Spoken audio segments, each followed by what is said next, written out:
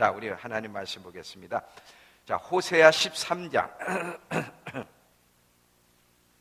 4절에서 6절인데 호세아서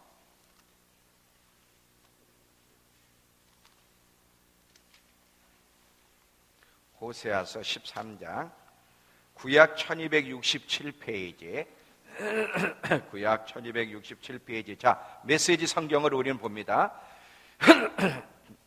자, 메시지 성경으로 볼게요. 자, 보시죠. 지금도 나는 너희 하나님이다. 너희를 이집트에서 구원해낸 그 하나님이다. 너희가 아는 유일한 참 하나님이며 구원을 베푸는 유일무이한 하나님이다. 너희가 광야에서 고생할 때에 아무 가진 것이 없던 그 시절 내가 너희를 돌봐주었다. 너희를 보살피고 너희 필요를 살펴서 너희에게 필요한 모든 것을 베풀어 주었다. 그런데 너희는 버릇이 없어졌다. 더 이상 내가 필요 없다고 여겼다. 나를 잊어버렸다. 너희는 나를 잊었다. 너희는 나를 잊어버렸다. 어떤 것이 하나님을 잊어버린 것일까?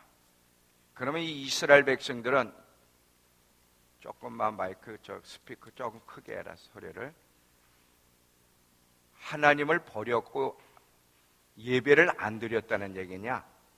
그렇지 않아요. 근데 하나님이 이스라엘 백성을 향해 너희는 나를 잊었다. 근데 사실 이 말은 대한민국 교회, 대한민국 우리 모두에게 적용되는 말씀이에요. 전쟁으로 폐허된 나라, 먹을 것도 없고 가난하고 어려웠을 때 하나님이 찾아오셔서 이민족에게 영육간의 복을 주셨어요. 엄청나게 하나님이 축복하셨어요. 근데 지금 대한민국은 하나님을 버렸어요. 잊었어요. 근데 이거는 이 대한민국만 그런 것이 아니라 한국교회와 우리 모두에게 똑같이 적용되는 말씀이라고 생각이 되어집니다. 얼마 전에 하나님이 제게 이런 마음을 주셨어요. 내 백성들이 점점 나의 위대함을 잊어버리고 사는구나. 과학의 발달, 의학의 발달, 그리고 문명의 발달, 뭐 요즘 핸드폰이니 인터넷 얼마나 엄청납니까? 의리의리한 빌딩, 이런 것들을 쳐다보고 주목하느라고 나의 위대함을 생각지도 않고 잊어버리고 사는구나. 여러분, 옛날에 이 과학문명이 발달하지 않을 때 우리는 어디 자연을 보면서도 하나님의 위대함을 금방 알 수 있었고 노래도 했어요. 주 하나님 지으신 모든 세계, 그냥 저절로 노래가 나왔어요. 그 자연을 보면. 근데 지금 그렇게 하나님의 위대하심을 생각하며 찬양하고 노래하는 사람들이 얼마나 될까? 온통 미쳤어요.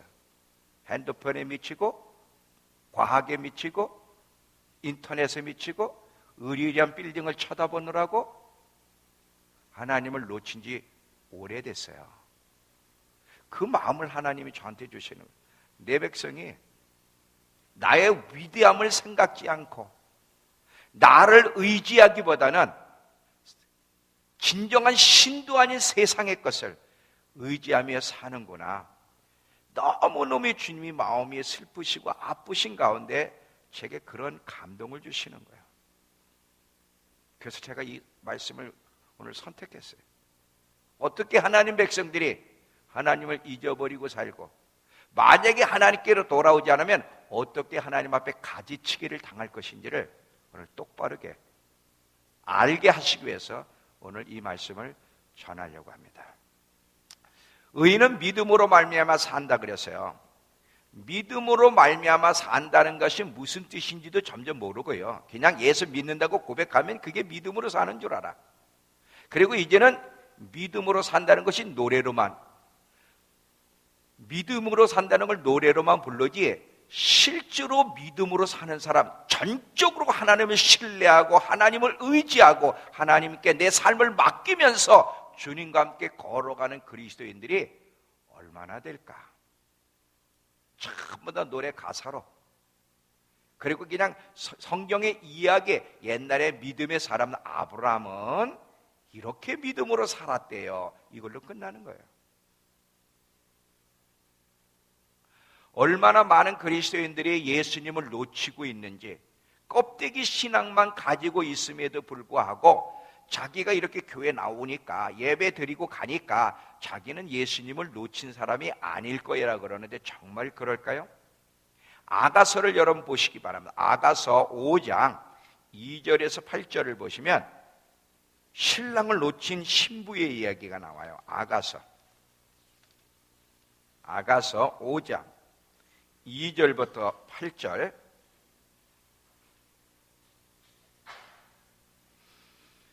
자, 아가서 5장 몇 페이지냐면 963페이지. 자, 제가 읽겠습니다. 내가 잘지라도 마음은 깨었는데 나의 사랑하는 자의 소리가 들리는구나. 문을 두드려 이르기를 나의 누이, 나의 사랑, 나의 비둘기, 나의 완전한 자야, 문을 열어다오. 내 머리에 이슬이, 내 머리털에 밤이슬이 가득하였다 하는구나. 신랑이 이제 신부를 향해 문을 열어달라고 지금 녹화하는 거예요. 감동을 주시는 거예요. 근데 신부가 어떻게 대답하는가 보세요. 내가 옷을 벗었으니 어찌 다시 입겠으며 내가 발을 씻었으니 어찌 다시 더럽히랴마는. 감동을 무시하며 사랑하는 거죠. 쉽게 말하면 내 사랑하는 자가 문틈으로 계속 손을 들이밀며 두드린다는 거예요. 결국 내 마음이 움직여 일어나 내 사랑하는 자라의 문을 열 때 몰약이 내 손에서 모략의 칩이 내 손가락에 문빗장에 떨어지는구나. 내가 내 사랑하는 자를 위해 문을 열었으나 그는 벌써 물러갔네. 그는 벌써 물러갔네. 그는 이미 떠난 지 오래됐다는 거예요. 그가 말할 때 내 혼이 나갔구나. 내가 그를 찾아도 못 만났고 불러도 응답이 없었노라. 성안을 순찰하는 자들이 나를 만나며 나를 쳐서 상하게 하였고 성벽을 파손한 자들이 나의 겉옷을 벗겨 가졌도다. 예루살렘 딸들아, 너희에게 내가 부탁한다. 너희가 내 사랑한 자를 만나거든 내가 사랑함으로 병이 났다고 말해다오. 자, 신랑을 잃어버린 신부의 모습을 여기서 보게 돼요. 근데 이 신부가 왜 신랑을 잃어버렸죠? 왜 신랑이 떠났죠? 신랑을 무시하는 거야. 계속 감동을 주는 거야. 문을 두드리는 거야. 너 그렇게 살면 안 되지. 지금 마지막 때야. 지금은 깨어 있어야 돼. 첫사랑을 회복하고 있어야 돼. 하나님의 말씀을 들으면 그대로 순종해야지. 너 영적으로 그렇게 나태하고 불이 꺼져서 되겠니? 예배를 그렇게 쉽게 빠져서 되겠니? 이래 빠지고 저래 빠지고 그거는 잘못된 거야. 계속 두드리고 내 앞에 나와 교제하자고 얘기해도 무시하는 거예요. 계속 신랑이 얘기하는데도. 그때 그 신랑은 그 신부를 떠납니다. 실제로 이것이 이루어지고 있고요. 이루어졌어요. 근데 우리는 신랑이 물러간 걸 몰라. 왜? 오늘 내가 예배 드리고 있잖아. 잘 들어보세요. 신랑을 잃어버린 신부들. 오늘 이 대한민국의 그리스도인들 가운데 신랑을 잃어버린 이 신부, 자칭 신부라고 하는데 신랑을 잃어버린 신부들이 얼마나 많은지 아세요? 근데 몰라. 왜 몰라? 교회 나왔잖아. 신앙 고백했잖아. 예배를 드리고 있잖아. 나는 신랑을 잃어버린 그런 아가서에 나오는 그런 신부가 아닐 거야. 누가복음 2장에도 보면 예수님을 놓친 부모의 이야기가 나와요. 이스라엘 백성들은 이 절기가 되면 하나님이 정해놓은 예루살렘 성전에 가서 제사를 드리고 가야 돼. 그 6월절 이제 제사를 드리기 위해서 이제 예수의 부모님 요셉과 마리아가 이제 예수님을 데리고 아기 예수, 어린 예수를 데리고 예루살렘에 올라가는 거예요. 예루살렘에 올라가서 이제 다 그 절기를 지키고 돌아갈 때 쭉 가다 보니까 예수가 없는 거예요. 중간쯤 돼서 예수님이 없다는 것, 예수님을 놓쳤다는 사실을 깨달았어. 그냥 무리 가운데 있거니 하에. 자, 여러분, 왜 이 부모가 예수님을 놓쳤죠? 근데 참 이해가 안 되는 게 있어요. 마리아는 예수님을 잉태하여 낳기 전에 가브리엘 천사를 통해서 이 네 뱃속에 있는 아이가 누구라는 거 들었어요? 못 들었어요? 들었어요. 하나님의 아들이라고. 그러면 상식적으로, 그러면 이 부모가 누구에게만 초점을 맞추고 누구를 바짝 붙어서 따라갔어야 돼? 예수님. 근데 어떻게 예수님을 놓칠 수 있지? 그러면 이 부모가 뭐 했다는 거야? 다른 데 관심을 가지고 내려가는 거야, 지금. 뭐 사람대로 이야기하면서 뭐 따라오겠거니 하고. 나중에서야 예수가 없는 걸 알았어. 그래서 계속 찾아 예루살렘까지 다시 가는 장면을 우리는 보게 되고 결국은 만나게 되죠. 오늘 우리 그리스도인들이 어디에 초점을 맞추고 살아가고 있을까? 여러분, 마지막 때 누가 우리를 데리러 와요? 신랑 되신 예수님이. 우리를 구원하기 위해서 그 예수님이 우리를 얼마나 사랑해? 자기 자신보다 더 사랑하라. 어느 누가 남을 살리기 위해서 자기 목숨을 내주는 사람이 세상에 어디 있어요? 그만큼 주님은 우리를 너무 사랑해서 우리를 지옥에 보내지 아니하시려고 당신의 생명을 내주었어요. 그리고 그걸로 끝난 게 아니라 지금도 성경에 보니까 하나님 보좌 우편에서 계속 우리 한 사람 한 사람을 위해서 중보기도 하고 있고 그 신랑이 우리를 데리러 오신다는 거예요. 그러면 정상적인 생각, 정신을 가진 사람이라면 누구에게 초점을 맞추고 누구를 바짝 따라가야 될까? 예수님이에요. 여러분, 사람이 누군가 귀중한 사람을 만나면요, 어디 갈 때 막 청중들이 있어. 근데 사랑하는 사람을 발견했어. 여러분, 이쁜 여자 본 적 있지? 학창 시절에. 왜 가만히 있어? 이쁜 여자, 이쁜 멋있는 남자 봤잖아. 그럼 그 사람 계속 멀리 군중들 속에 사라지는 거 그냥 내버려도 막 따라가. 따라가잖아. 그냥 내버려도? 성경에 예수님을 이렇게 따라간 사람이 있어요. 자, 한번 보겠습니다. 다윗인데 시편 가보세요. 시편 63편 8절을 보면 우리가 어떻게 예수님을 놓치고 무시하며 살아가고 있는지를 다윗과 비교해서 보면 놓친다는 게 뭔지를 이해하게 돼. 자, 시편 63편 8절을 가보세요. 시편 63편 8절. 시편은 어디 있냐?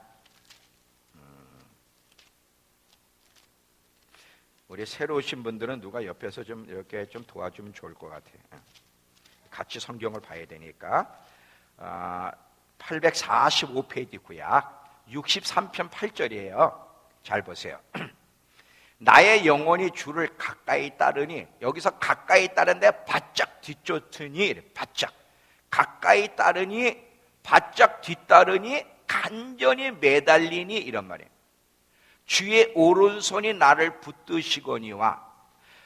자, 이 다윗이 주님을 바짝 뒤따르고 간절히 매달리니까 주님이 어떻게 보답하시냐면 그 오른손이 다윗을 붙잡았다는 말이 뭐냐면 나를 굳게 붙드시고 말뚝처럼 흔들리지 않게 하셨다, 이렇게 메시지 성경이 나와요. 지금 여기를 보면 문자적인 의미를 보면 이게 무슨 말이냐면 다윗은요 주님을 놓치지 않으려고 따라잡으려는 의도로 바짝 붙었다는 거예요. 아까 내가 그랬죠, 어떤 사랑하는 여인을 놓치지 않으려고 딱 따라가. 왜? 붙잡으려고.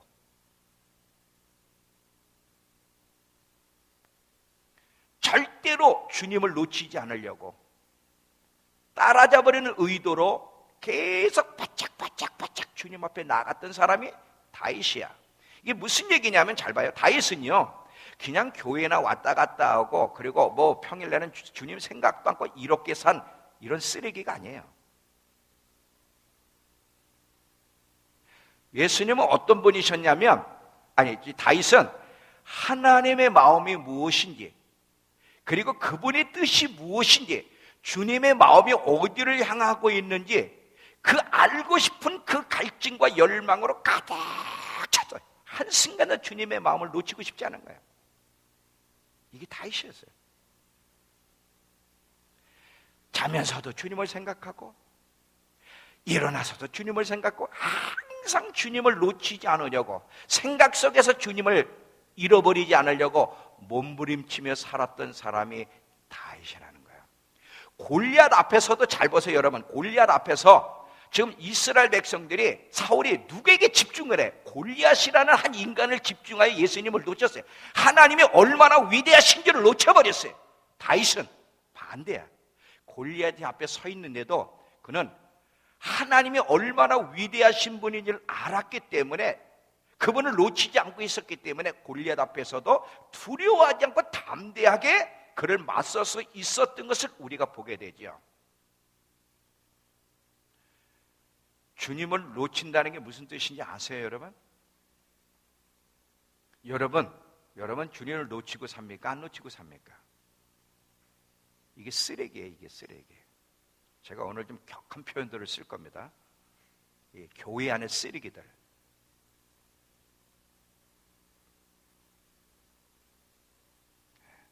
왜? 가지치기 당하지 않으려면 내가 쓰레기로 산다는 걸 알아야 되는 거예요. 많은 그리스도인들이 이미 마음이 굳어질 대로 굳어졌어요. 심판일보 직전에 있을 때 사람의 마음 상태가 뭐냐면 경고가 귀에 안 들어와. 경고가. 세상 사람들도 잘 보면 하나님이 이 인류를 심판할 때를 보면 바로 그 직전이 악이 극에 달아. 그게 동성애야. 악이 극에 달할 때 하나님의 뜻을 거스리고, 교회도 하나님의 심판의 일보 직전의 그 교회의 상태, 이스라엘 백성도 그랬지만 교회의 상태를 보면 선지자들을 보내 계속 살려주려고 경고를 해도 더 이상 귀가 안 들어와. 이거 뭐야? 심판 일보 직전에 있다는 거야. 일보 직전에 있다는 거야. 지금 우리가, 대한민국 교회가 그 상태까지 갔다는 거야. 바울을 잘 보시면 여러분, 바울이 세상의 것을 어깨에서 바짝바짝 붙었어요. 돈도 더 많이 벌고 명예도 얻고 막 세상의 것을 얻기 위해서 바짝바짝 붙어가다가 다메섹에서 예수를 만났어요. 그 예수를 만나고 천국을 보고 나서 바울이 헛된 것을 얻으려고 쫓아갔다는 걸 알았어. 그래서 그걸 다 배설물을 여기고 가장 그에게 소중하고 잃어버려서는 안 될 분이 예수 그리스도라는 걸 알았어요. 그래서 예수 그리스도를 바짝바짝 쫓아가면서 다 그분을 알고 싶고, 그분이 어떤 분이시고 그분의 마음이 뭔지를 알기 위해서 방해되는 것을 전부 다 배설물로 여기면서 예수를 얻기 위해 몸부림친 사람이 있다면 그게 바울이에요.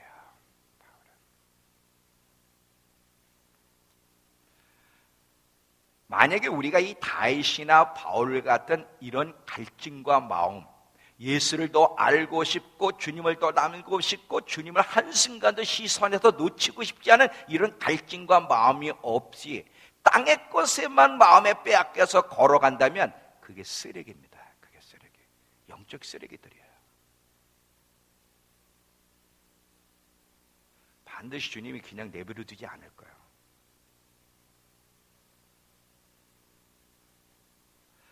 다윗과 이 바울에게는 목표가 있었어요. 그 목표가 뭐냐면 예수님을 얻는 거예요. 예수님을. 여러분의 목표는 뭐예요? 정직하게. 여러분의 목표는 뭡니까? 여러분의 목표도 다윗과 바울같이 예수님이에요? 예수님을 놓치지 않으려고 바짝바짝 달라붙고 있습니까? 그러면서 매일매일 everyday 매일 그렇게 살아가요?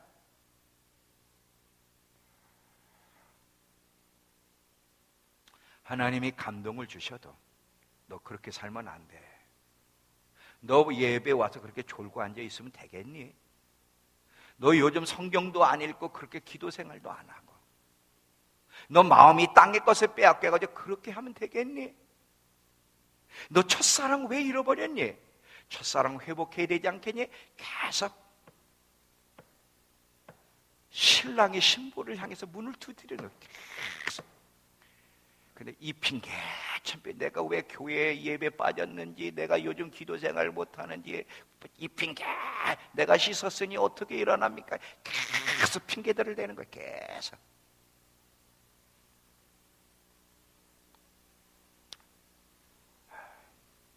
이런 사람은 그가 신앙 고백을 했든 안 했든 직분이 무엇이든 예수님을 잃어버린 사람이요, 그런 죽은 종교, 죽은 믿음을 가지고 있는 사람이라는 걸 잊지 마십시오.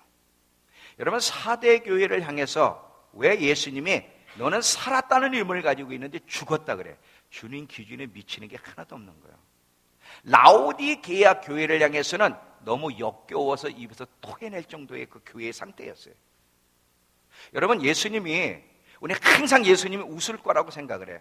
내가 어떤 신앙 상태를 갖든, 내가 어떻게 믿음 생활을 하든 항상 자비로우시고 은혜로우시고 사랑이 많으신 분은 항상 내가 알지. 이순혜 권사님 저랑 항상 웃으면서, 근데 웃을 때 눈은 좀 뜨세요. 눈을 뜨고 웃으면 더 이쁠 것 같아. 내가 알지. 주님이 그래 주실 거라고 생각을 하는 거야. 근데 여러분, 성경에 주님이 가지치기 하신다는 말씀 들어보셨어요? 자, 요한복음 15장 가보세요. 요한복음 15장 1절과 2절을 보시면,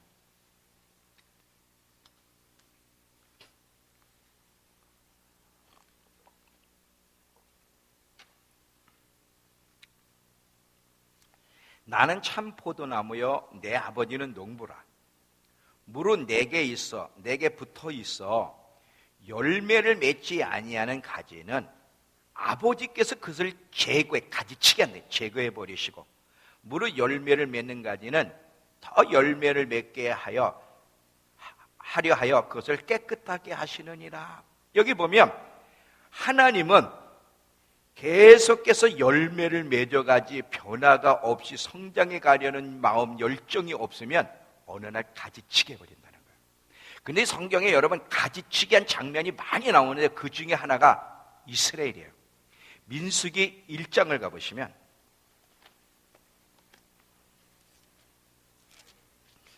이제 이스라엘 백성들에게 인구조사하는 장면이 나와요. 가나안 정복하기 전에 인구조사해라는. 민수기 1장 3절을 보시면 193페이지. 자, 3절, 1절부터 3절까지 읽을게요. 그냥. 이스라엘 자손이 애굽 땅에서 나온 후 둘째 해 둘째 달 첫째 날에 여호와께서 시내 광야 회막에서 모세에게 말씀하여 이르시되, 너희는 이스라엘 자손 모든 회중 각 남자의 수를 그들 종족과 조상 가문에 따라 명수되도록 계수할지니 이스라엘 중 20세 이상으로 싸움에 나갈 만한 모든 자를 너와 아론은 각 진영별로 계수하되 하면서 이제 전쟁에 나갈 사람들을 쫙 해서 인구조사해요. 근데 여러분, 가나안 땅에 들어간 사람은 이 인구조사한 숫자 중에 딱 두 사람인 거 아시죠? 26장으로 가보세요. 인구조사를 한 번 더 해. 26장 가보시면 이제 그 와중 중에 많이 이제 불순종 또 반역 불신하면서 막 의도 터지고, 또 모압 여인들 때문에 여인들 유혹에 빠져서 징계받는 장면들이 많이 이제 지나간 다음에 26장을 보세요. 26장 63절에서 65절을 보시면 다시 인구조사할 때 이렇게 얘기해요. 이는 모세와 제사장 엘라셀이 계수한 자라. 그들이 여리고 맞은편 요단과 모압 평지에서 이스라엘 자손을 계수한 중에 모세와 제사장 아론이 시내 광야에서 계수한 이스라엘 자손은 한 사람도 없다는 거예요. 그 1장에 계수할 때 지금 여기서는 그 거기에서 계수한 사람에 남은 사람이 하나도 없는 거예요. 이는 여호와께서 그들에게 대해 말씀하시기를 그들이 반드시 광야에서 죽으리라 하셨습니다. 이러므로 여분네 아들 갈렙과 눈의 아들 여호수아 외에 한 사람도 남지 않았다. 이 가데스 바네아에서 가나안 땅을 들어가지 않기로 결단하고 반역한 그 순간 하나님은 그들을 광야에서 다 죽이기로 결정을 하시. 가지치게 버린. 그리고 결국은 하나님의 약속대로 가나안 땅에 들어간 사람들은 여호수아 갈렙, 물론 후세대에 들어갔지만 지금 1장에서는 후세대는 기록된 게 아니에요.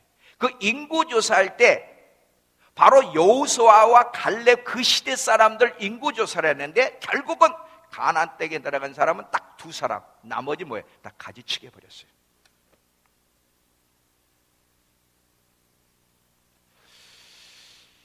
여러분, 나는 여러분들이 가지치기 당하지 않기를 바랍니다. 하나님을 알려면 똑바르게 알아야 돼. 오늘 그리스도인들만큼 방자한 사람들이 없어요. 왜 방자를 해? 하나님을 모르는 만큼 방자하게 되는 거야. 그냥 우리는 계속 들은 소리가 있어요. 하나님의 사랑, 하나님의 용서, 하나님의 은혜 계속 들어야 돼. 계속 중요한 거니까. 그런데 우리가 잘못된 삶을 깨닫고 회개하고 돌이키려고 노력할 때 계속 발전해 가려고 할 때 하나님의 자비가 계속 주어지고 은혜가 주어지는 거지, 계속 경고해도 무시하고 감동도 무시하고 계속 하나님의 뜻을 거스리고 하나님을 잃어버리고 사는 사람들에게는요 가지치기만이 남아있어요. 가지치기만이.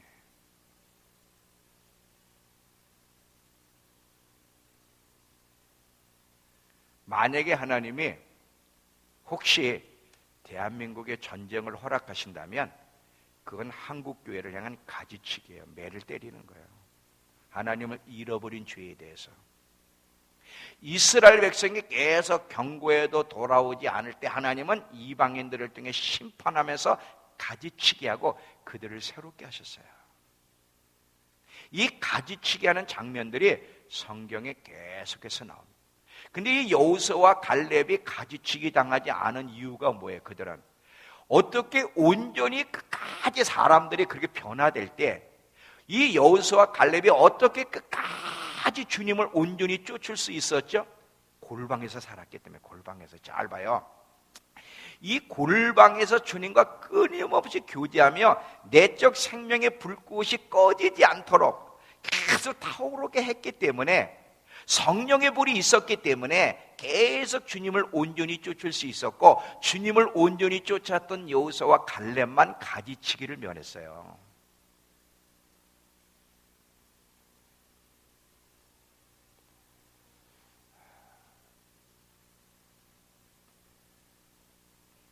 가지치기 잊지 마세요. 우리의 아버지 되시는 하나님은 우리에게 사랑과 용서와 자비를 베풀어 주신 동시에 계속 주님의 견고에 귀를 기울이지 않고 고쳐나가려 하지 않으면 가지치기를 하신다는 거예요. 가지치기를. 이 마지막 때 여러분, 이 다윗과 같은 신앙이 굉장히 중요해요. 계시록에 나오는 일곱 교회의 첫 번째 에베소 교회를 향해 주님이 뭐를 책망해? 첫사랑을 잃어버린 거. 첫사랑을 잃어버렸다는 건 뭐예요? 여러분 아까 그랬잖아요. 첫사랑에 불 붙으면 주님을 놓치지 않아. 주님을 잃어버리지 않아. 하루 일하면서도 직장 안에서도 매 순간순간 누구를 생각해? 하나님, 예수님을 생각한다 이거지. 근데 예수님을 잃어버린 지 오래됐어. 하루 종일 예수님 생각 안 하는 사람이 있어.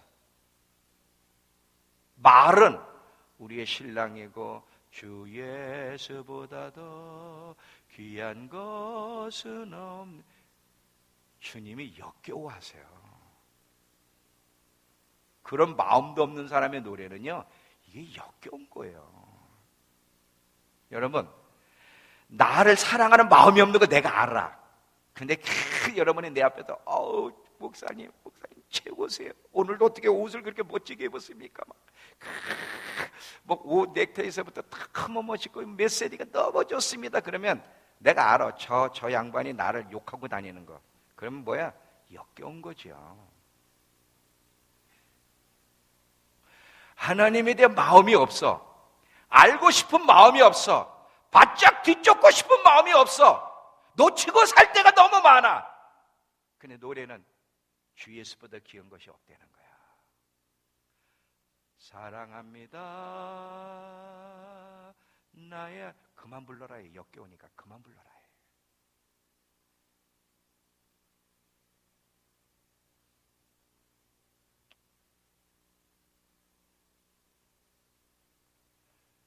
첫사랑을 잃어버렸구나. 한국교회야, 정평 믿음교회 성도들아, 첫사랑을 잃어버렸구나. 너 버렸니? 왜 나를 버렸니? 왜 나를 놓쳤니? 회복해라. 기회를 줄게. 회복해라. 만일 회복하지 않으면 내가 너 촛대를 옮겨버리겠다 해. 옮겨버리겠다 해.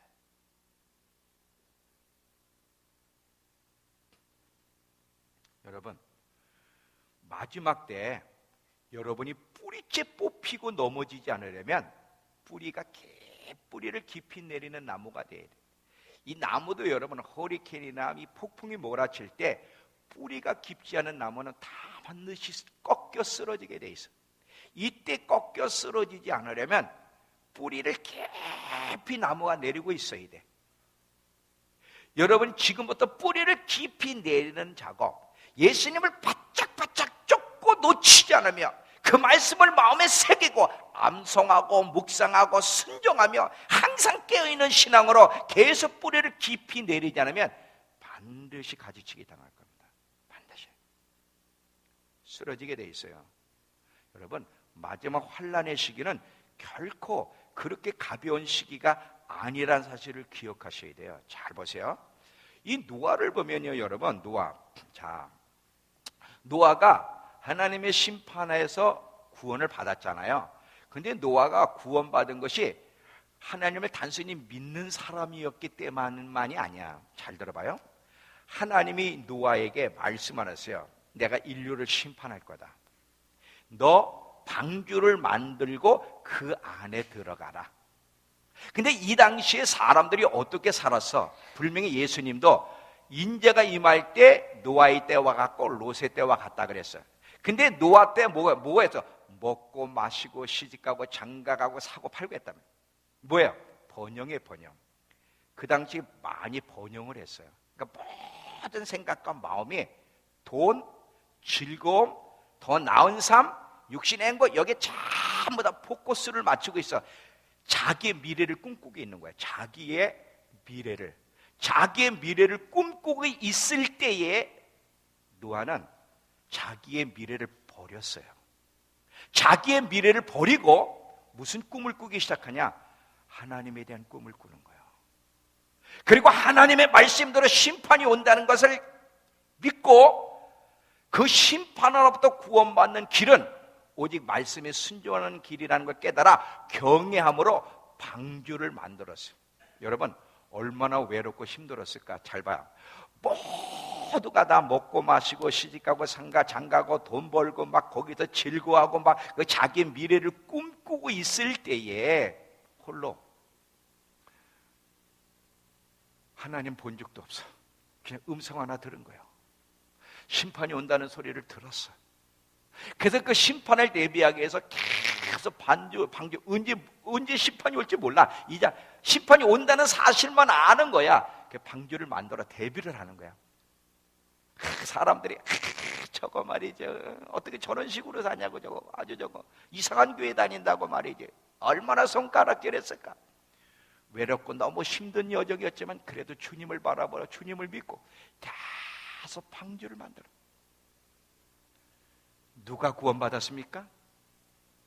그 당시에 자기 미래를 꿈꾸던 인간들이 구원받았습니까? 자기의 미래를 포기하고 주님의 말씀에 순종한 노아가 구원받았습니까?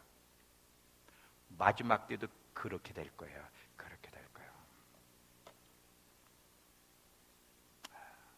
마지막 때도.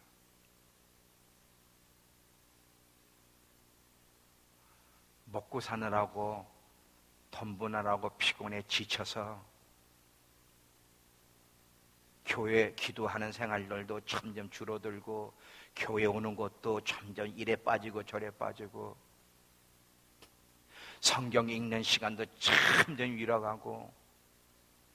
왜? 자기 미래를 꿈꾸느라고. 여러분, 미래를 꿈꾸는 게 나쁜 거는 아니에요. 근데 그러면서 주님을 놓친다면, 주님이 그렇게 말씀하셨는데도 그 경고를 우습게 여기고 귀를 기울이지 않는다면 그건 잘못된 겁니다. 그건 아주 잘못된 거예요.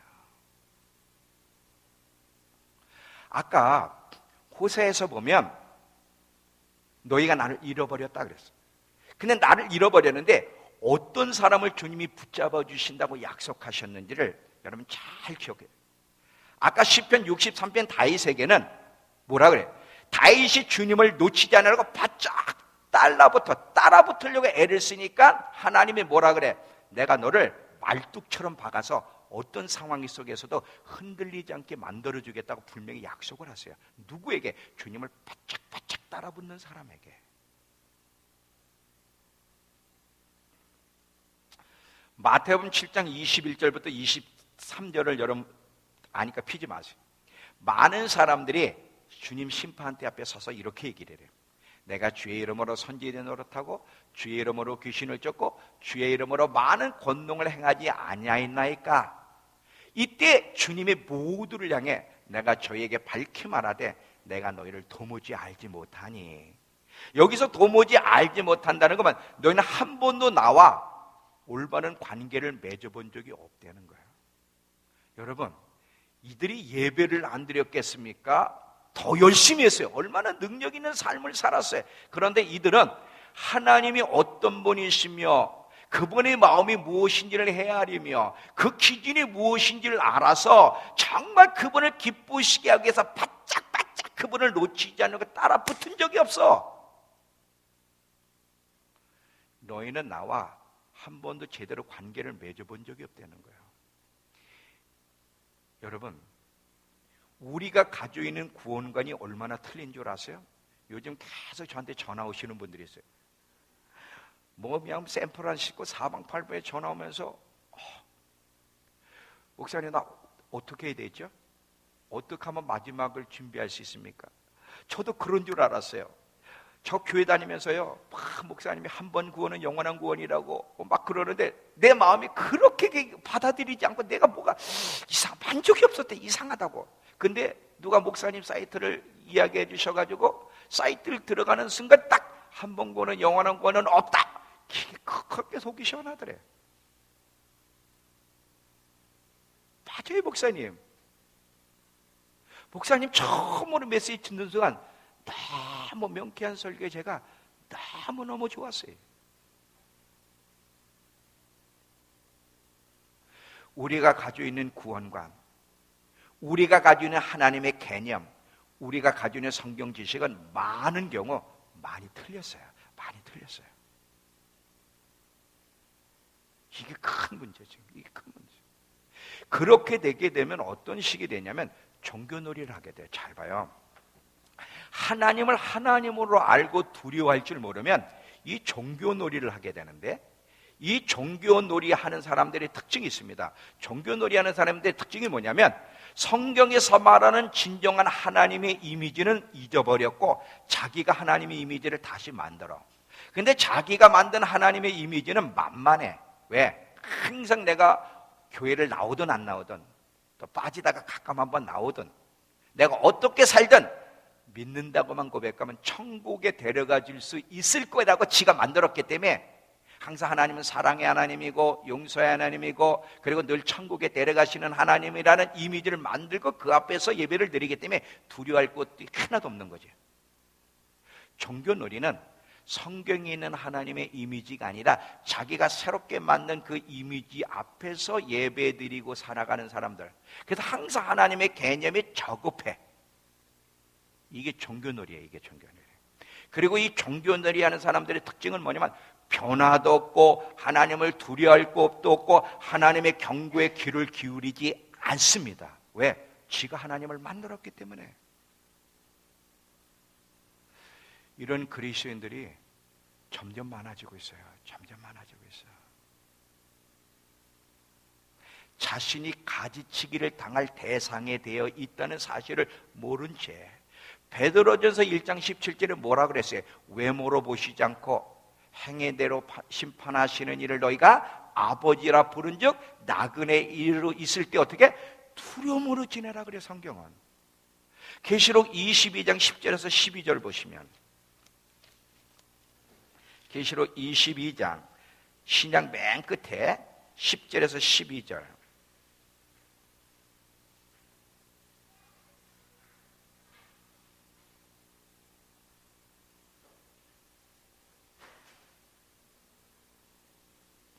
계시록 22장 10절에서 12절. 또 내게 말하되 이 두루마리 예언의 말씀을 임봉하지 말라. 때가 가까웠다.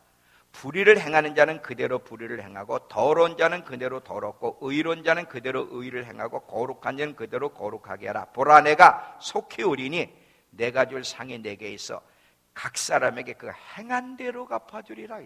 하나님은 우리가 어떤 반응을 하고 어떤 선택을 했는지, 하나님의 이미지를 어떻게 만들었는지 반드시 그대로 하나님이 갚아주겠다고 말씀하셨는데, 이런 성경에 나오는 하나님의 이미지를 올바로 믿는 목회자가 얼마나 있고 성도들이 얼마나 있을까? 목회자도 많은 경우에는 자기가 하나님의 이미지를 만들어가지고 그걸 성도들에게 제시해. 똑같이. 그러니까 지도자 자신이 하나님에 대한 두려움이 없어. 그런 성도들이 어떻게 하나님을 두려워하겠습니까? 오늘날 교회를 보면 교회 성장한, 뭔가 교회 크게 성장했다고 생각이 되면 그 성장한 교회를 모델로 삼고 그 성장한 교회의 강사를 불러서 교회 부흥의 비결을 배우느라고 혈안이 돼 있어. 기독교의 본질이 뭐고, 왜 회개를 해야 되고, 하나님의 심판이 뭐고, 십자가의 삶이 뭐고, 주님의 재림에 대해서 왜 그렇게 관심을 가져야 되는지에 대해서는 관심이 없고, 그런 말을 하는 자들에게 대해서는 좀 이상하다, 좀 이단성 있는 것 같아, 저거 행위구원자 아니야? 이런 식으로 매도를 해.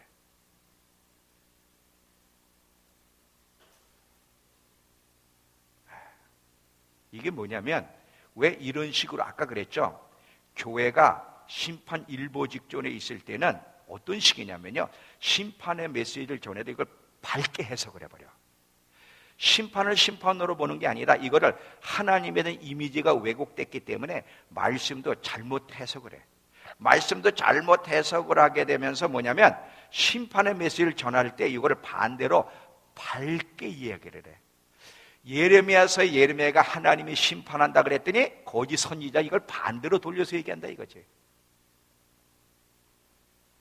아합 왕이 이제 여호사밧하고 전쟁하러 가는데 여호사밧이 좀 이상해. 혹시 여기 하나님 선지자가 있는지 좀 선지자를 통해 하나님 음성을 듣고 그리고 하나님 뜻을 알아보자 그랬더니 미가의 선지자가 나타나. 미가의 선지자가 심판에 대한 메시지를 전하니까 반대에 있는 선지자들은 반대로 얘기하는 거야. 반대로 얘기하면서 밝은 얘기를 해. 가짜가 너무 많아. 가짜가 많아. 하나님께로부터 받아 메시지를 전하는 분들이 많지 않아요. 다 자기 소리. 하나님께로부터 주어진 메시지를 전하면 좋겠는데, 얼마나 하나님께로부터 말씀을 받아서 하나님이 전하는 메시지를 전하는 그런 종들이 얼마나 될까?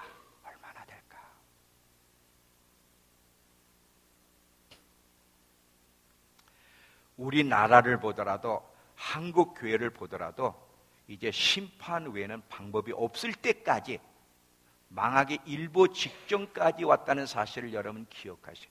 이럼에도 불구하고 우리 그리스도인들 가운데서 하나님의 경고, 메시지를 통해서나 상황을 통해서 계속 하신 하나님의 경고를 알아듣고 요시야처럼 옷을 찢는 그리스도인들이 있다면 소망이 있어요. 만약에 여러분들 가운데 하나님의 말씀을 들을 때 이게 들리고 경고의 소리가 들리고 옷을 찢듯이, 마음을 찢듯이 회개할 마음이 일어난다면 여러분은 소망이 있는 거야. 반드시 주님이 그를 보호하셔요. 반드시 보호하세요. 절대 가지치기 안 합니다. 그러나 이런 마음이 없다면 계속 여러분, 첫사랑을 잃어버렸다는 게 뭐예요? 지금 첫사랑을 우상 숭배하고 있다는 거. 우상 숭배. 계시록 전체가 우상 숭배하지 마라. 우상 숭배하는 자와 거짓말을 좋아하며 지어내는 모든 사람들은 불과 유황으로 타는 못에 들어가리니 이것이 둘째 사망이라. 계속 우상 숭배하는 자는 불과 유황으로 타는 못에 들어간다고 그렇게 얘기하는 거야. 우상 숭배하면 안 된다고. 우상 숭배하면 안 된다고.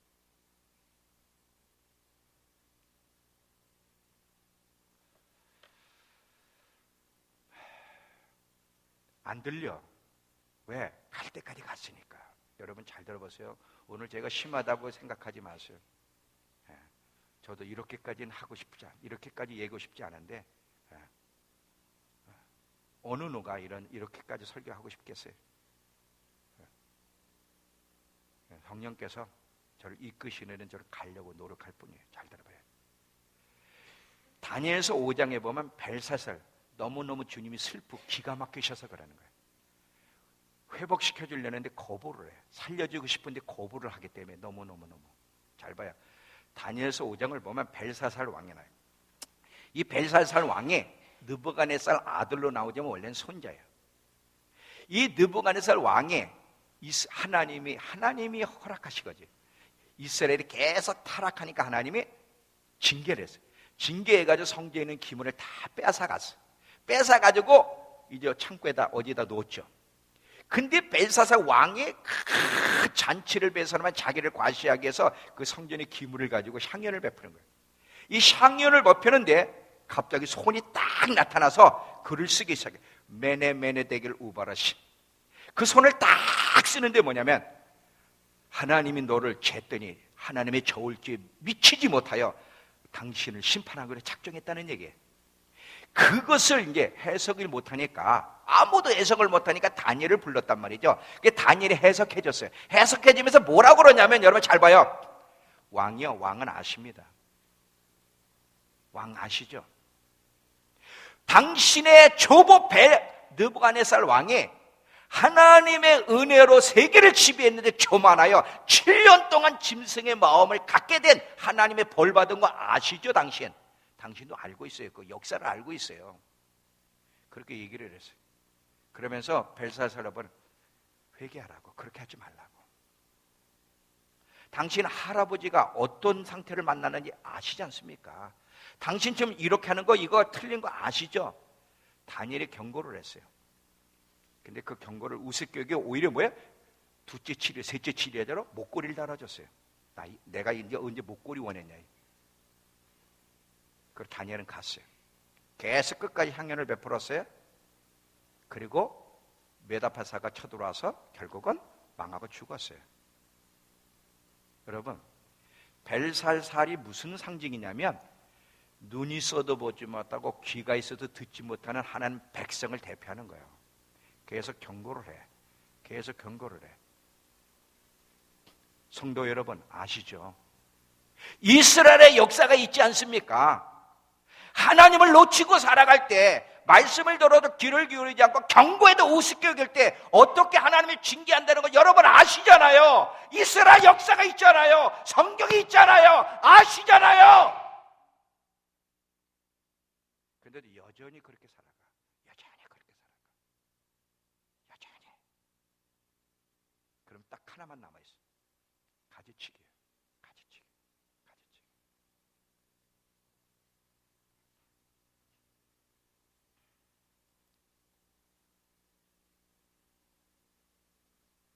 가지치기일 날이 머지 않았어요. 곧 와요. 그게 전쟁으로 가지치기 할 건지 환난을 통해 가지치기 할 건지 반드시 회개하고 돌이키지 않는 사람은 가지치기를 당할 거예요. 근데 한국교회요 원래 이러지 않았어요. 나는 70년대 80년대로 다시 돌아갔으면 좋겠어. 70년대 80년대를 제가 한번 묵상해 봤어요.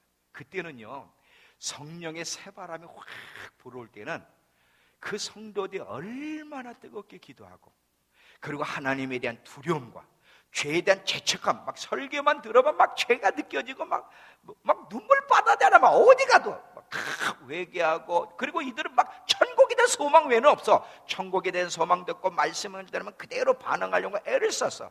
그때 무슨 목사님들이 무슨 좋은 신학 박사가 있었나? 변변치 못한 신학을 나왔어도 풀을 받고 말씀을 전했고, 지금처럼 이렇게 악기 장비가 좋지 않아. 변변치 않은 장비, 그냥 북 하나만 두들겨도 성령이 임하고 막 회개가 터졌어. 근데 지금은 최첨단의 장비를 동원해도 아무 일이 안 일어나. 아무 일이 안 일어나. 왜 이렇게 됐죠? 성령이 떠났기 때문에 그래. 떠났기 때문에. 왜 떠났냐면 잘 보세요. 하나님이 번영을 주신 거, 막 그렇게 막 순수하게 회개하고 막 그냥 주님을 놓치지 않으려고 몸부림치는 한국교회 하나님이 크게 번영해 주세요. 번영해 주다 보니까 이 만몬의 신이 딱 붙잡는 거, 교회를. 세상만 붙잡는 게 아니라 교회 만몬의 신, 이 세상의 영, 물질이 딱 붙잡히면서 그게 자리를 딱 차리해. 그러면서 개인의 번영과 교회의 부흥으로 초점이 맞춰지면서 이거를 하나님의 축복으로 착각하는 거야. 그리고 이것이 중요하게 여겨지기 시작해.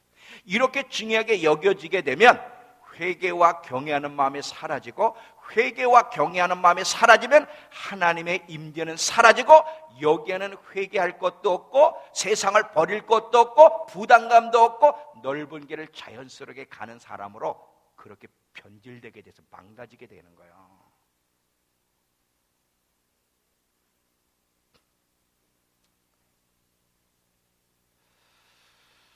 자, 여러분, 교회는요 위로받기 오는 곳이 아니에요. 교회는 복 받으려고 오는 게 아니에요. 잘 들어보세요. 우리가 주님을 잘 믿게 되면 위로도 주시고 기도의 응답도 해주시고 또 물질 복도 주시는 게 사실이에요. 근데 목표가 이게 아니에요. 교회는 빛과 소금이 되기 위해서 오는 거예요. 잘 봐요. 너희는 빛이요 소금이다. 만약에 소금이 맛을 잃으면 어디에 쓸 데가 있겠느냐? 밖에 버려져 사람에게 밟힐 뿐이니라. 우리가 교회에 오는 곳은 교회에 와서 하나님의 말씀을 통해서 하나님을 예배할 뿐 아니라 하나님을 알아가고 하나님의 말씀대로 순종함으로 빛과 소금이 되어 세상에 하나님을 드러내고 세상 사람을 알고 하나님을 만나는 통로 역할을 하기 위해서 교회에 오는 거지, 위로도 복받기 위해서 오는 것이 아니에요. 빛과 소금의 역할을 하며 살아갈 때 하나님 분명히 우리를 보호해 주시고 축복하는 부분이 있어요. 근데 이 빛과 소금은 관심이 없어요. 여러분, 야광이 멋있습니까? 안 멋있습니까? 야광 안 봤어? 오늘 다 나를 따라서 한번 야경 구경을 갑시다. 야경. 저는요 뉴욕이라는 데를 가보니까 뉴욕만큼 야경이 멋있는 데가 있을까? 뉴욕은요 낮에 가면요 더러워요. 막 더러워. 막 낮에 가니까 뉴욕은 가볼 데가 안 돼. 근데요 밤에 강 사이드 강에서 탁 이 뉴욕을 보니까요, 와 이래서 뉴욕이구나. 그래서 대낮에 갔더니 너무 실망을 했어. 근데 야경이요 너무 멋있는 거예요. 잘 봐요. 근데 야경도 멋있으려면 빛이 하나만 있어가지고는 멋이 없어. 많은 빛들이 반짝반짝할 때 사람들의 마음을 사로잡는 거야. 하나님은 우리 그리스도인들이 이 세상에 야경처럼 빛이 쫙 비춰져서 하나님의 마음을 흐뭇하게 하기를 기대하고 있는데 빛이 없어. 여러분, 야경이 얼마나 멋있습니까? 우리 그리스도인들이 그렇게 야경처럼 빛을 발하여 하나님을 기쁘시게 하며 세상 사람들을 사로잡아야 되는데 빛이 없어. 빛이 없어. 그저 돈 벌 생각이나 하고 위로나 받을 생각이나 하고 참 이상한 방향으로 흘러가는 게 참 이상하다.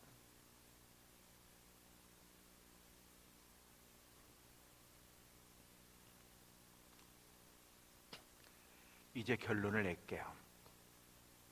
하나님 우리를 살려주고 싶으세요. 우리를 회복시켜주고 싶으세요.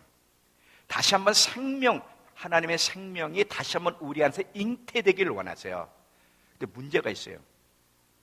하나님 말씀대로 반응해야 돼. 자, 호세아서 이야기하고 이제 마무리하도록 하겠습니다. 호세아서 13장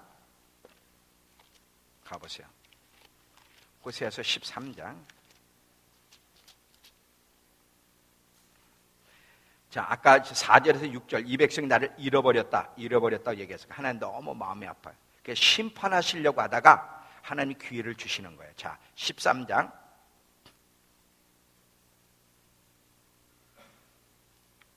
13절을 보세요. 호세아서 13장 13절 1268페이지 뭐라고 기록되어 있냐면 해산하는 여인의 어려움이 그에게 임하리라. 그는 지혜 없는 자식이로다. 해산할 때가 되어도 그가 나오지 못하는도다. 자, 이게 무슨 얘기냐면 하나님이 아기가 나오는 얘기를 하는 거예요. 아기가 나올 때 뭐가 있어야 돼? 먼저 진통이 있어야 되잖아요. 진통이 먼저 돌게 하는 이유는 뭐냐면 그래 애가 나올 수 있잖아요. 지금 하나님이 망할 수밖에 없는 자기 백성 이스라엘 백성을 회개시키고 새 생명이 나오게 하기 위해서 진통을 주는 거예요. 고통을 주는 거예요. 고통을 줘가지고 그들이 이제 다시 새로워지기를 여는데 태가 열렸는데도 나올 생각을 안 한다는 거예요. 나올 생각을. 잘 들어봐요.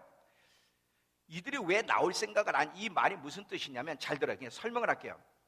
너무 지금 하나님에 대한 잘못된 이미지에 확신이 쓴 거예요. 뭐냐? 한 번 구원은 영원한 구원이고 하나님은 우리를 사랑하시기 때문에 어떻게 해서도 우리를 용서해 줄 거고 천국 데려가실 거라고 하는 이 잘못된 지식에 대한 너무나 확고함과 그리고 자신들의 삶의 자기들의 그 삶이 너무 확고하고 익숙해서 해산의 수고를 줘서 아니야 틀렸어 그건 생명을 날 수 없어 너 이제 나와야 돼 죽음에서 나와야 돼 그러면 내가 새 생명을 줄게 계속 그래도 나올 생각을 안 한다는 거예요. 잘못된 지식을 버리고 잘못된 태도를 버리려고 해야 되는데 그렇게 하질 않으려고 그러는데 살려주려는데도 바뀔 생각을 안 한다는 거예요. 여러분 하나님이 계속 우리에게 기회를 줘요. 살려주고 싶어도 계속 기회를 주는데 안 나와. 아기가 나와야 되는데 안 나와. 나올 수 있도록 열려 있는데도. 무슨 뜻인지 아세요? 오늘 이 그리스도인들이 어떤 식으로 살아가는지 아시냐 이거지. 참 무서운 얘기예요. 참 무서운 말이에요.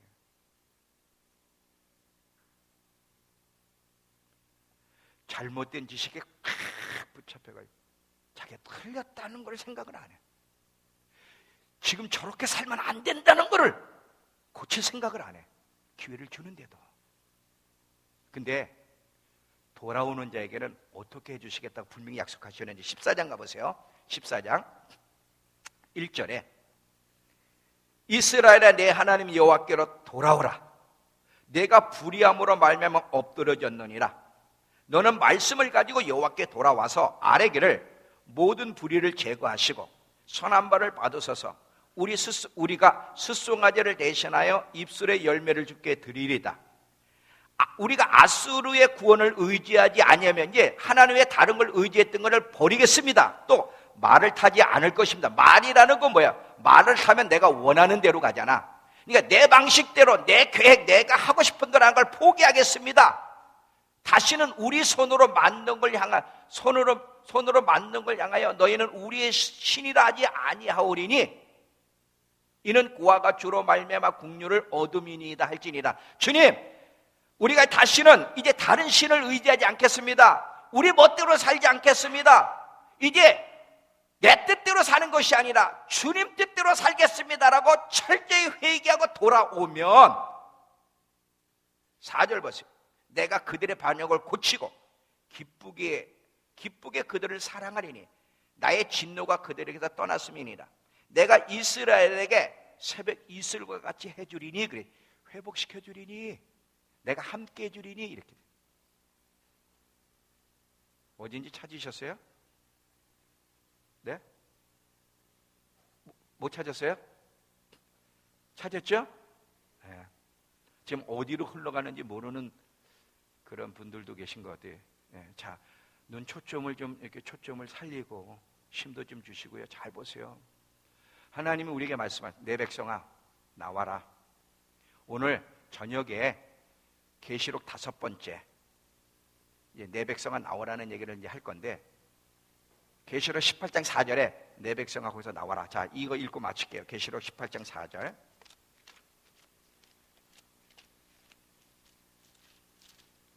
계시록 18장 4절. 416페이지.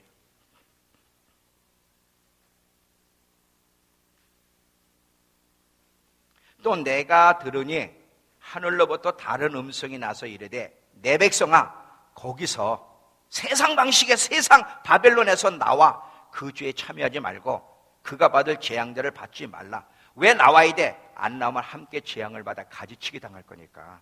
자, 이제 결론을 내립니다. 구별.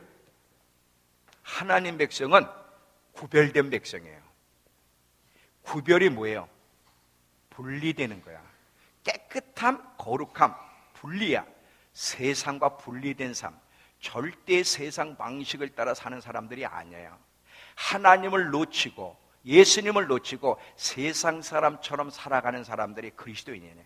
절대로 예수님을 놓치지 않는 자들이 그리스도인이에요.